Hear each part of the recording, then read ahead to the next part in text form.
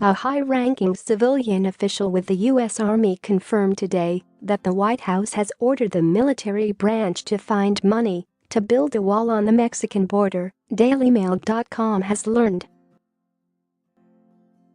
Principal Deputy Assistant Secretary of the Army Ryan Fisher, whose U.S. Army Corps of Engineers could be involved in the wall's construction if President Donald Trump declares an emergency, said in an exclusive interview with DailyMail.com that the country faces a national security issue.